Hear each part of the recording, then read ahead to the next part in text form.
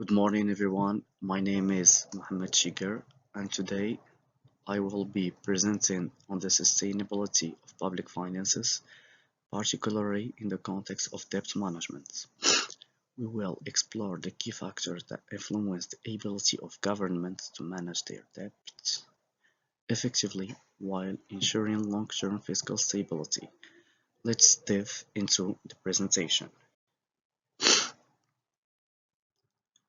The sustainability of public finances is a fundamental pillar of economic stability, ensuring that a country can meet its financial commitments without compromising future development. It requires a delicate balance between fiscal discipline and economic growth, particularly in developing nations where public spending on essential sectors like health, education, and infrastructure is high. In Morocco, public finance sustainability is a growing concern, especially as external shocks such as the 2008 financial crisis and the COVID-19 pandemic have significantly impacted government revenues and within the budget deficit 7.6% of GDP in 2003.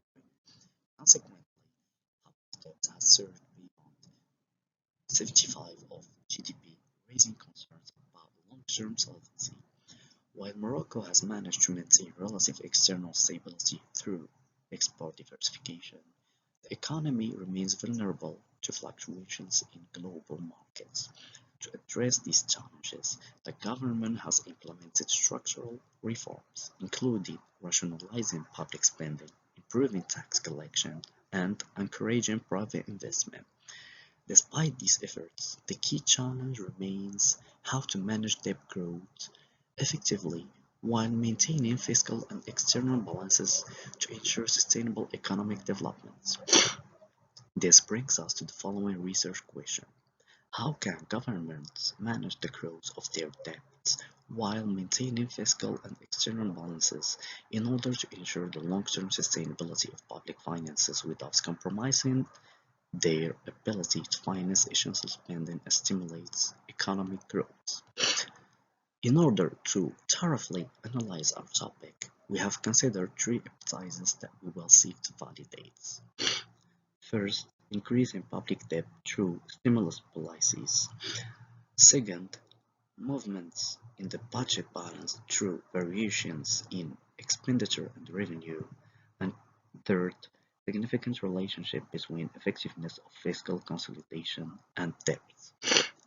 To properly analyze our subjects, we decided on a presentation plan based on: first, the sustainability of public finances; two, the challenge of strengthening public finances in Morocco; three, measures taken to strengthen public finances; four, methodology; five, descriptive analysis of time series used; six, simultaneous equation estimates.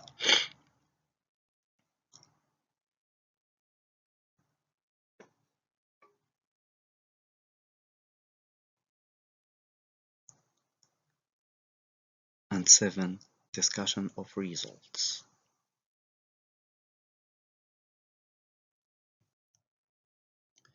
The sustainability of public finances is essential for long-term economic stability. Reinhardt and Rogoff demonstrated that high public debt levels, particularly when the debt-to-GDP ratio exceeds 90%, are often indicators of economic crisis. They highlight that when real interest rates surpass economic growth, the debt burden becomes unsustainable. Blanchard et al. 1919 argue that public debt is sustainable if the debt-to-GDP ratio remains stable or declines over the long term, without drastic fiscal adjustments. Economic growth is crucial for debt management, as it generates tax revenue. Low growth makes debt management more complex. Policies that stimulate growth, such as investing in innovation and education, can enhance debt sustainability. According to the EMF, the sustainability of public finances refers to the ability to meet current and future commitments by adopting economically feasible and politically realistic policies. In this section, we will discuss the two approaches to analyzing the sustainability of public finances, namely the traditional and the alternative, and then projects public debt sustainability according to the Maastricht Treaty. For traditional approach, we have debt to GDP ratio. The ratio of public debt to GDP is a widely used method for assessing a country's debt bearing capacity in relation to its economic size. Primary balance. The accounting method focuses on maintaining a positive primary balance, which excludes interest payments on debts. Intertemporal budget constraints. Actuarial approach evaluates whether the government can generate enough future revenue to cover current and future debt obligations, providing a model mechanism of debt sustainability. Limitations of traditional approach. While traditional methods are useful, they may underestimate systemic risk, especially in volatile economic environments, and may not fully capture the complexities of debt sustainability. Econometric approach. Econometric method, which use statistical techniques to model public dynamics, allows for a more rigorous and dynamic analysis of the relationships between debt, economic growth, interest rates, and other key variables. For the alternative approach, we have earned value approach. This dynamic method examines the historical accumulation of public debts over several years, providing a more comprehensive assessment of debt sustainability by analyzing the impact of past fiscal policies and current decisions on the future trajectory of debts. Revisited accounting approach. This approach adjusts assessments of debt sustainability by considering the state's repayment capacity, focusing on its actual ability to generate revenues and meet its financial obligators, rather than relying safety on the debt to GDP ratio. Complementarity of approaches. The alternative approaches enrich the analysis of debt sustainability by offering complementary perspective to traditional methods, allowing for a more nuanced assessments for long-term solvency risk. Effective economic and fiscal policies. By remaining these approaches with traditional methods, decision can better assess long-term debts risk and develop more effective economic and fiscal policies to maintain financial stability and prevent debt crisis. For public sustainability according to the Maastricht Treaty, we have the relationship between public debts and budget balance. We have the debt to GDP ratio and primary balance. We have conditions for debt sustainability, and we have the Maastricht budget balance criteria.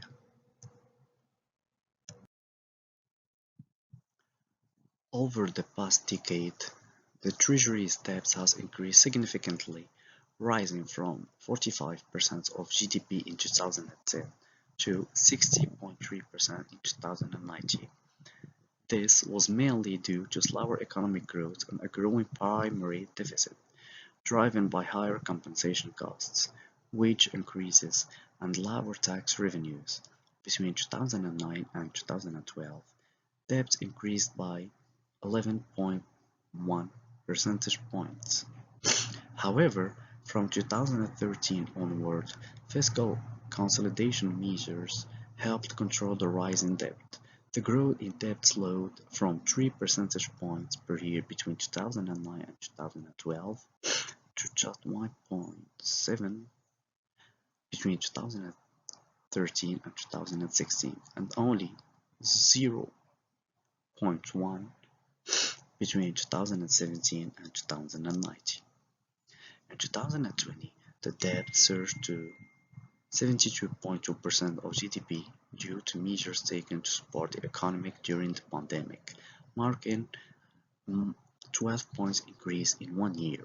By 2021, the debt ratio slightly decreased to 69.5% due to economic recovery and rising inflation.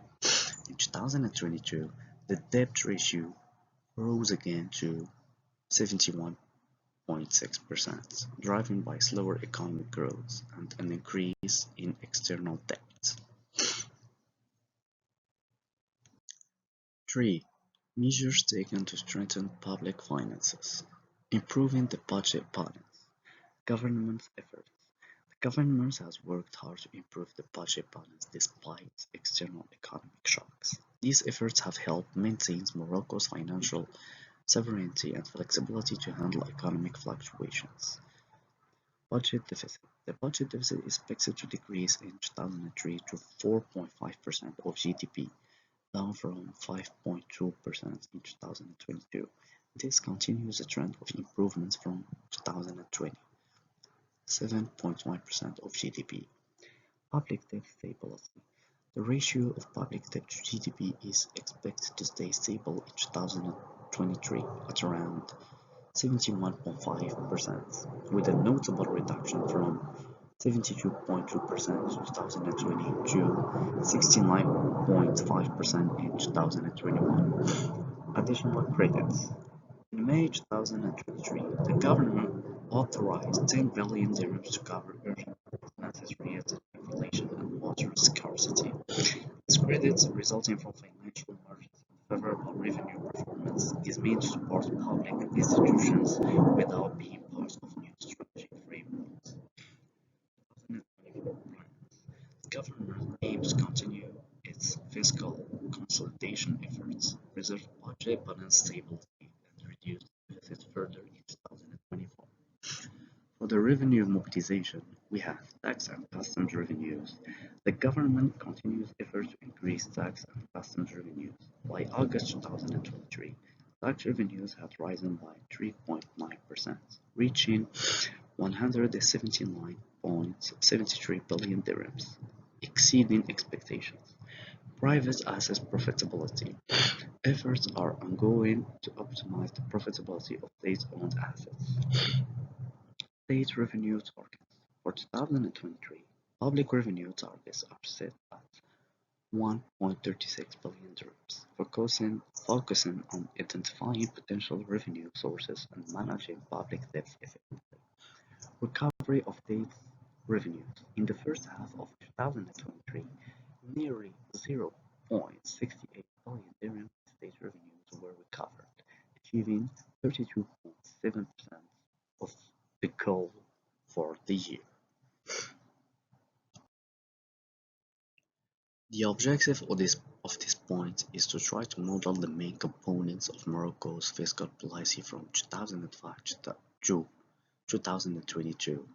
This modeling will be done through an autoregressive vector model, VAR, and we have study objective modeling Morocco's fiscal policy from 2005 to 2022 using the VAR model. Stationarity and co-integration test. Testing stationarity and co-integration before VAR application. The augmented PK Fuller test is applied to verify the stationarity of the time series data, followed by the Phillips Odiaris test to examine the long-term relationships between variables before running the VAR model. Data user, time series data, and quarterly adjustments. The study uses annual time series data from 2005 to 2022, converted into quarterly data, 68 observations, for a more detailed analysis, while acknowledging the risk of structural changes that could distort the results.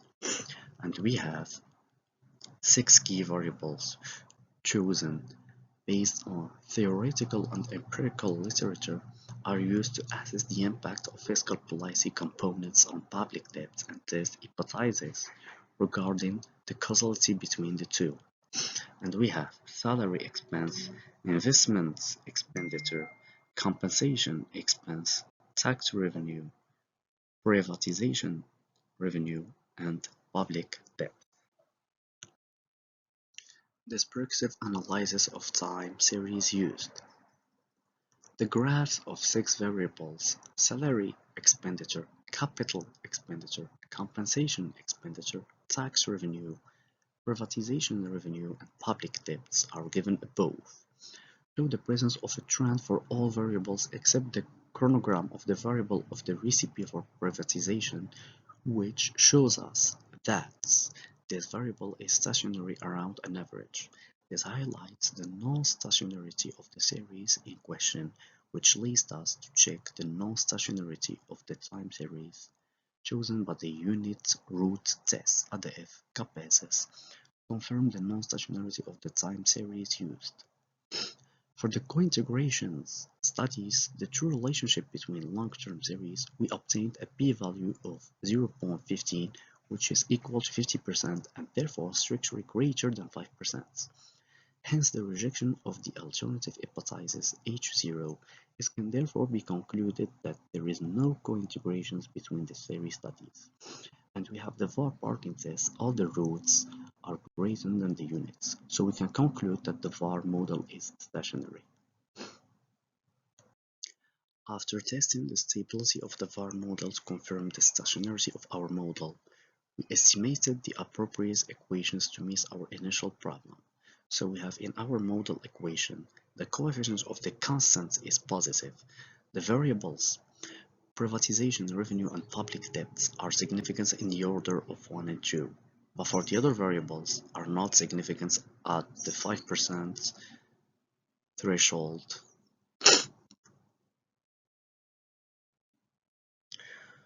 So, the positive constant coefficient confirms a long-term relationship between variables, with an imbalance corrected in about 2 quarters. A depreciation of Rp in quarter T positively affects public debt in quarter T plus 1 and negatively in quarter T plus 2. Government debt increases in quarter T leads to higher tax revenues, with negative effects on wage, capital, and compensation expenditures in T plus 1 and positive effects in T plus 2.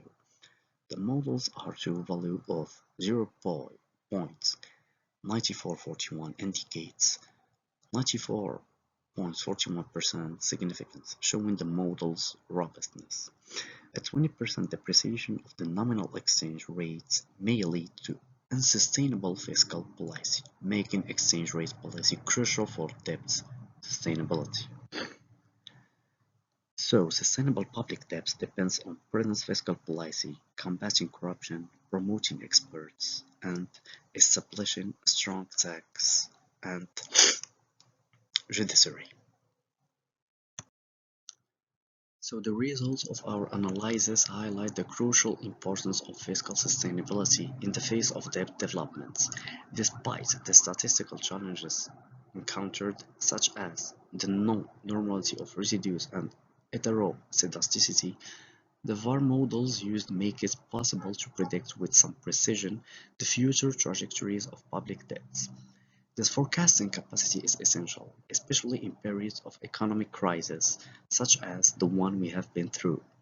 In order to refine the analysis of results, we will start by discussing the hypotheses. First, stimulus policies increase public debt through higher wage and capital expenditures, showing a deterministic trend and supporting the hypothesis. Second, public debt is positively influenced by wage expenditure, capital expenditure, and tax revenues, making them key determinants of the budget deficits. Hypothesis 3. Significant correlation exists between public debts and other components, with public debts positively correlated with capital expenditure and negatively correlated with wage expenditure, compensation, tax revenue, and privatization revenue. To conclude, the sustainability of public finances is a critical factor in ensuring that governments can manage their debt effectively without compromising long-term economic stability. By adopting sound fiscal policies, promoting transparency, and prioritizing debt management strategies, we can safeguard the financial health of nations. Thank you for your attention.